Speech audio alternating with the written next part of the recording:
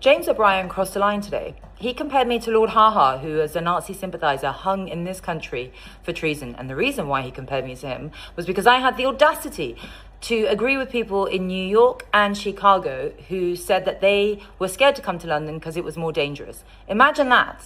A mother whose son was mugged at knife point, a former senior Crown prosecutor, being compared to a Nazi sympathiser for telling the truth. Well, I tell you what, James, if you're trying to bully me into silence, that's not going to work. I will never, ever stay silent. I will always defend the victims of crime in this city, the ones that you and your best pal, Sadiq Khan, try and cover up.